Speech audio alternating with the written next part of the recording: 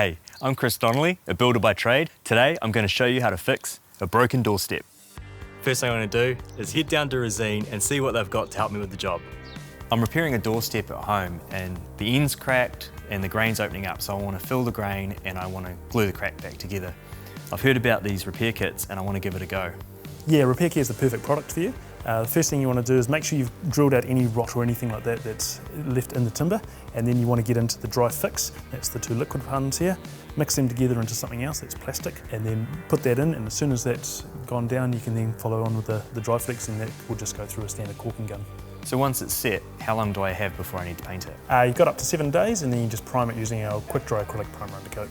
That's great, thank you. You're welcome. First up, remove all the old paint by sanding and scraping. And don't forget to keep a sample so Resene can colour match it in store.